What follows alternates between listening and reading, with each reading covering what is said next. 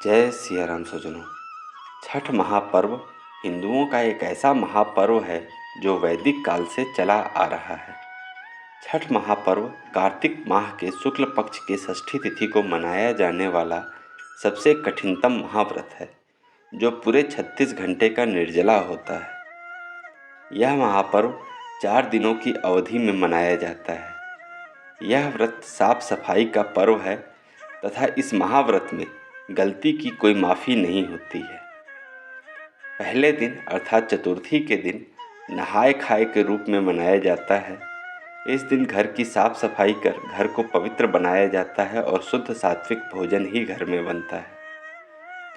दूसरे दिन लोहंडा और खरना होता है। इस दिन सूर्यास्त से पहले व्रती महिला पानी नहीं पीती तथा सूर्यास्त के बाद खरना के बाद 36 घंटों का निर्जला उपवास शुरू करती हैं। तीसरे दिन अर्थात षष्ठी को संध्या अर्घ तथा चौथे दिन प्रातःकाल उषा को अर्घ के साथ ही यह महाव्रत संपूर्ण होता है। छठ पर्व मूलतः सूर्य की आराधना का पर्व है। सूर्य की शक्तियों का मुख्य स्रोत उनकी पत्नी उषा और प्रत्युषा हैं। छठ महापर्व में सूर्य देव के साथ साथ दोनों शक्तियों की संयुक्त आराधना होती है। सायंकाल में सूर्य की अंतिम किरण प्रत्युषा तथा प्रातःकाल सूर्य की पहली किरण उषा को अर्घ देकर दोनों को नमन किया जाता है। पौराणिक मान्यता के अनुसार भगवान ब्रह्मा की मानस पुत्री व सूर्य देव की बहन छठी मैया संतानों की रक्षा करती हैं तथा उन्हें दीर्घायु प्रदान करती हैं। छठ पूजा सूर्य, प्रकृति, जल, वायु और उनकी बहन छठी मैया को समर्पित है। इस महाव्रत का अनुष्ठान काफ़ी कठोर है। इसमें पवित्र स्नान, उपवास और पीने के पानी वृत्ता से दूर रहना, लंबे समय तक पानी में खड़े रहना, प्रसाद व अर्घ्य देना शामिल है। इस पूजा में गंगा स्थान या नदी तालाब जैसी जगह होना अनिवार्य है। वैसे तो इस महापर्व की शुरुआत के संबंध में काफ़ी कथाएं प्रचलित हैं, जिनमें से 2 कथाएं प्रमुख हैं। पहली कथा के अनुसार प्रथम देवासुर संग्राम में जब देवताओं की हार हो गई थी, तब देव माता अदिति ने तेजस्वी पुत्र की प्राप्ति के लिए देवारण्य में देवसेना अर्थात छठी मैया की आराधना की थी।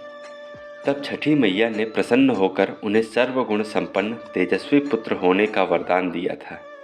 इसके बाद देव माता अदिति के पुत्र हुए त्रिदेव रूप आदित्य भगवान, जिन्होंने असुरों पर देवताओं को विजय दिलाई। जय हो छठी मैया।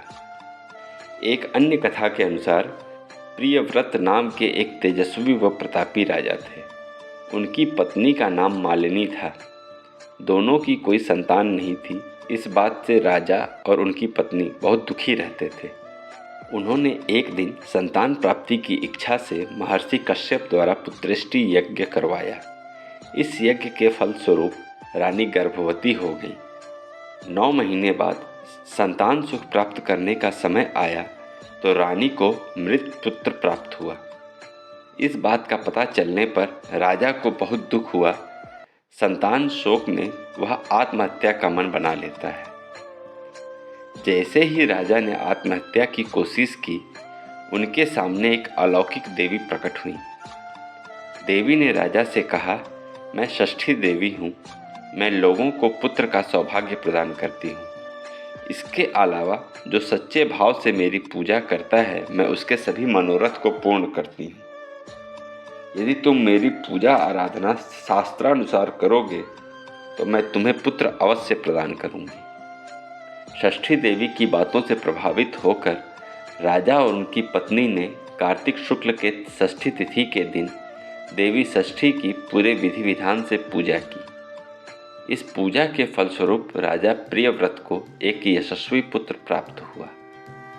जय हो छठी मैया। स्वजनों, मार्कंडेय पुराण के अनुसार सृष्टि की अधिष्ठात्री प्रकृति देवी ने अपने आप को 6 भागों में विभाजित किया था। इनके छठे अंश को सर्वश्रेष्ठ मातृदेवी के रूप में जाना जाता है। इनकी आराधना से संतान को स्वास्थ्य, सफलता व दीर्घायु होने का आशीर्वाद मिलता है। छठी मैया आप सभी को व आपके परिजनों को अपना कृपा पात्र बनाए रखें। जय हो छठी मैया की।